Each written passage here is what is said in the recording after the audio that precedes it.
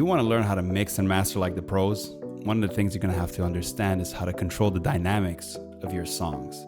So in this video, we're going to go through the basics of compression, expansion, mid-side compression, limiting, and saturation. Now, all of these are going to be done using stock FL Studio plugins. I'm going to explain how each technique works using simple terms so it's easy for everybody to follow along. All right, so for today's video, I pulled up one of my Afrobeat tracks. Now, if you want to see the making of this song, where I make the entire beat in FL Studio, you can click the link above me. But for today's video, what I've done is I've routed all of my drum instruments, so my percussion, shakers, hi-hats, claps, everything, to a drum bus. We're going to do some dynamics processing on this drum bus for today's example. So as you can see, I have my drum bus soloed, and if I play, we can hear the drums. So let's add the Fruity limiter, but look at the compression that is done within that plugin. The reason I've pulled out the Fruity limiter is because the compressor actually gives us a visual so we can see the kind of compression that is taking place. You can do this with any compressor, by the way. So as I play my track, we can see the signal is going through the compressor. So let's talk about the options that we have. We have the threshold, the knee, the ratio, attack, release, and sustain. The threshold controls when the compressor actually starts compressing. So as I roll the threshold down, let's say I stop here at -6 decibels. What it's telling the compressor to start compressing the signal that goes beyond that threshold limit. We're going to skip the knee for a second. We're going to jump to the ratio and we'll go back to the knee after. As I bring the ratio up, it's telling it, let's say here I have a 2-to-1 ratio. What a 2-to-1 ratio tells the compressor, for every 2 decibels that go beyond that threshold, only allow 1 decibel to come out. So if 4 decibels go above that threshold, only 2 decibels are actually going to come through. If you have a higher ratio, let's say a 6-to-1 or 7-to-1 ratio, at 7-to-1 ratio, for every 7 decibels that go beyond that threshold, only 1 is going to actually come through. So you can imagine the kind of squeezing, the kind of compressing that is happening on the signal. So what happens when you have higher ratios and lower thresholds, it's going to squash your signal and you're going to lose a lot of the transients. Think of the knee as the transition between no compression happening and compression happening when the threshold is hit. So a perfect example for that would be if you're in a car and you're approaching a stop sign. If you have a hard knee, so if I turn the knee knob all the way to 100%, what it's saying is compress when you hit that threshold. So if you're approaching a stop sign in a car, what it's basically saying, when you have the knee turned all the way up, slam the brake right when you get to the stop sign. So the threshold is the stop sign. As soon as you hit it, slam the brakes. If I have a soft knee, so if I roll it back down to 0, now I have a soft knee, it's saying, hey, handle that transition a little bit smoother. So get the compressor ready, start adjusting the signal right before you hit the compressor so you're not slamming the compressor right away. And it's separate from the envelope, which we're going to get to. So this is not the attack and release of the envelope. This is just basically handling the transition before the threshold is hit, because the envelope, as we're going to get to in a second, occurs after the threshold is hit. So now let's talk about the attack and the release. Once the threshold is hit, I have the attack and the release. If I have an attack that has a very short time, it's going to instantly start compressing. That compression is going to happen right away. It's going to squash the top of that transient as soon as that signal crosses over. If I have a slower attack, let's say 100 milliseconds, that signal will have about 100 milliseconds of entering that threshold before it starts getting squashed down. And you're going to see when I play this, it's going to change the shape of the actual compressor as it compresses that signal. The release likewise is once it starts to compress. So again, we're going over the threshold, we're compressing it. As the signal drops back down, the release essentially says, hey, do I hold it for a bit longer or do I let it go right away? So as soon as it drops, do I let that signal go back down right away below the threshold, or do I slowly start to ease it off, right? So again, all of these will change the way your compressor is working. So let's take a look at our drum bus. I'm going to set a compression threshold of -16 decibels. So I'm saying everything above -16 decibels start to compress at a ratio of, let's just say 2-to-1. So for every 2 decibels that go above that, only allow 1 decibel to come out. So let's play. You can see here, is starting to squash out some of those transients that are coming through. If I check what happens when I make it a hard knee, you can actually see it's compressing right as that transient kicks in. It's actually changing the shape of that compression. So you can see how much it's rolling off up here. I can pause it. See how much it's rolling off. It's changing that shape. Now let's work with the attack and the release. So as it's playing right now, let's make it a quick attack. Look at that. It's just squashing that transient. As soon as that signal goes over, it just squashes it right away. As I start to increase the attack time, it's allowing more of that signal to come through, and only then is it starting to kind of tame it down. Release, same thing. If I have a quick release, let's pause and take a look at this. You see when I drop the release, it drops it right away, right? So if I increase that release, you can see here, if you look at the amount that it's rolling off, you can see that shape changing. Now, I'll say this is unique to the Fruity limiter. It also has a curve option that changes the curvature of that envelope. So even though you have your attack and release, if I play it, see, I can change between styles.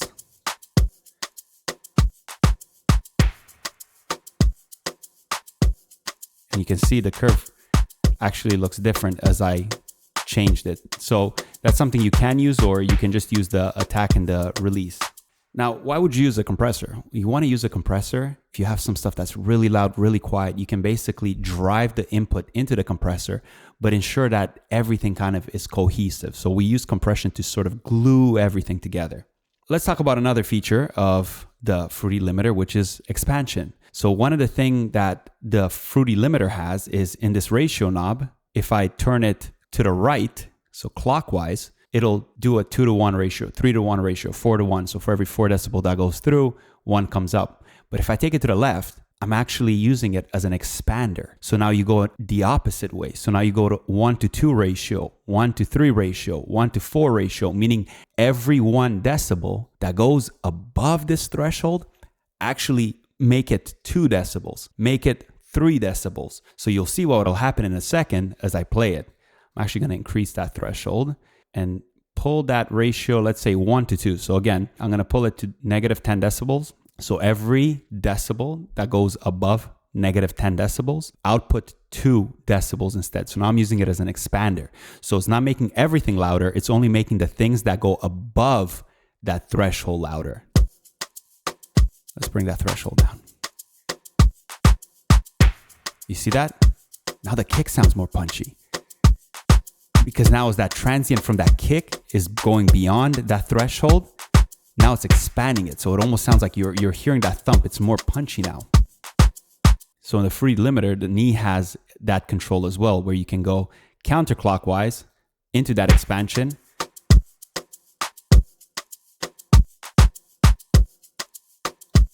So you can see what it's doing to that signal.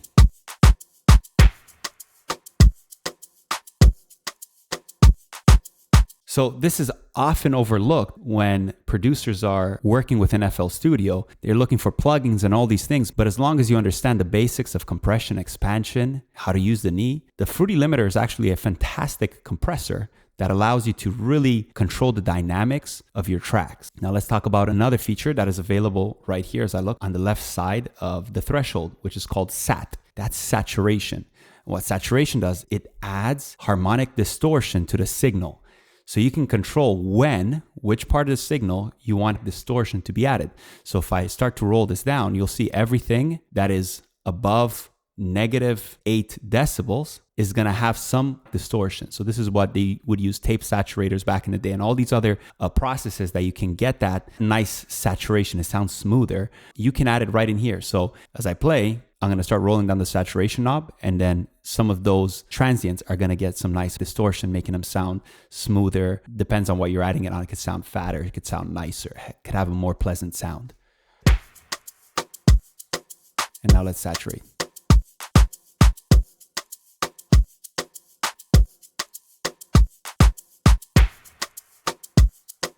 Let's bypass it.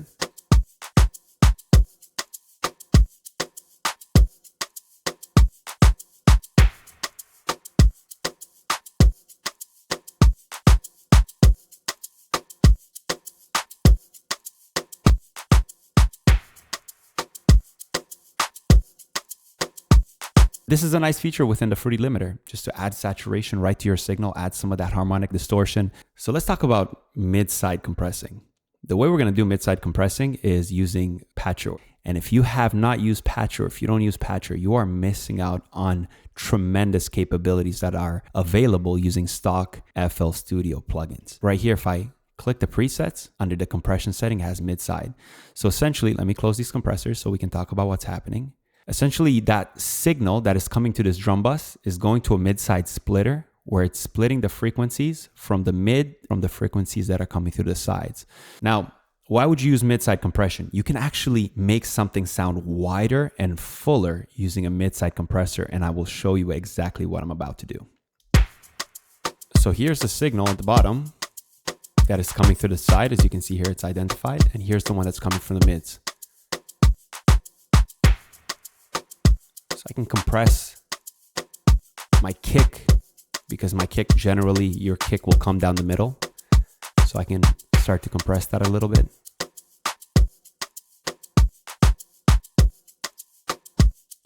Maybe a 3-to-1 ratio on this. Saturate it a little bit.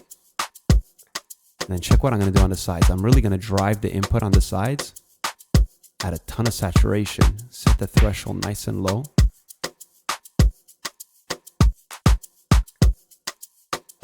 Really drive into it.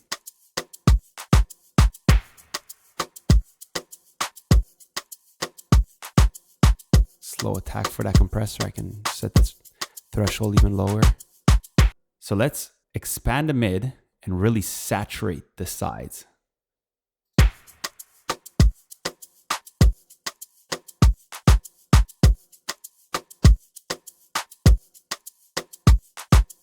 So let's listen to the before and after. I'm going to toggle it back and forth here. So this is bypassed. It's enabled. Now again, if you're watching on a cell phone, you may not get the whole full effect. But yeah, these are some of the techniques that you can use, and let's actually listen to it in context. So here's the drums, bypassed.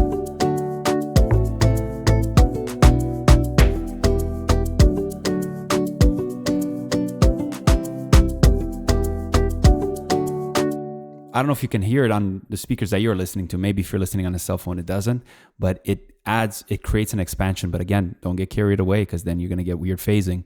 But it adds a nice expansion to the sound. You can add multiple compressors. So maybe your initial compression has a very slow attack. So you don't want it to start compressing right away. You just want to squeeze everything together. And then you can add another compressor. It could be a Fruity limiter again, and using the compressor on it after just to really just squash some of the transients. But again, these are some of the techniques that you need to learn if you want to be a pro at mixing and mastering in FL Studio. So now that we've discussed compression, expansion, saturation, how we mid-side compress, let's talk about limiting. I've added a Fruity limiter right after my patcher that is doing my mid-side compression. And let's take a look at how we limit.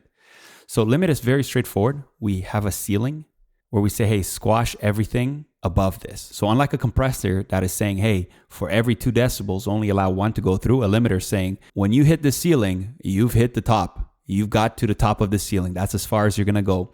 And you essentially drive the signal into the ceiling. And then when you drive the signal up, you're essentially increasing the volume of all of the subtle instruments within the signal, but you're also squeezing everything that is going beyond the ceiling. So if you think about it, if I have a sound wave that has peaks and valleys, so you have your transients and then your low parts of that signal, as I increase the gain, I'm bringing the low parts up, but I'm also squashing, because it's going to hit a ceiling, all of the transients. So again, be careful not to squash your signal by driving everything into that limiter. So typically I have a limiter on my master, but I mean, you could use it on your drum bus too if you want to. Generally speaking, I don't. Again, limiting is a technique that we all have to learn in order to understand how dynamics work. So let's limit the drum bus. So I bring the ceiling down. And unlike the compressor, it's saying, no, you're stopping here. And if I drive into it,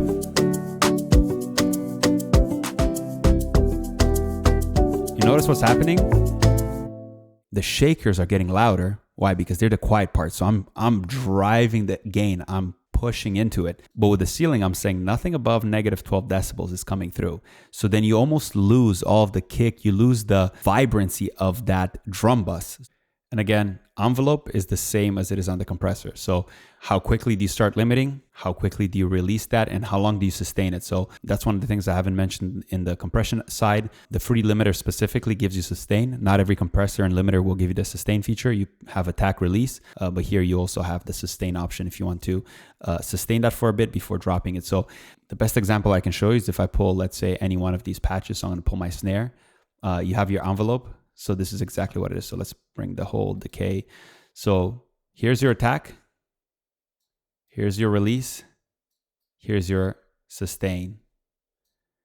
But essentially it's just this. So as the signal comes through, if your attack is fast, it's hitting right away. If your attack is slower, if you have, 100 milliseconds, 200 milliseconds, the peak of that compression or the peak of that limiting will take 100 milliseconds. So it'll allow the signal to come through for 100 milliseconds and it'll start compressing it for the compressor. It'll start limiting it for the limiter.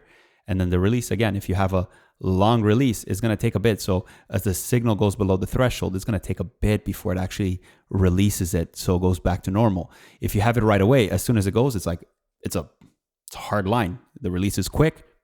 It lets go of it right away. So I hope you've learned something. I hope you found this informative. I am planning on talking about different mixing and mastering techniques using stock FL plugins. I find oftentimes music producers and musicians, especially if they're using FL Studio, they feel like they have to buy all of these plugins when really what you have to do is understand the techniques, because a lot of things you can do in the box with these tools.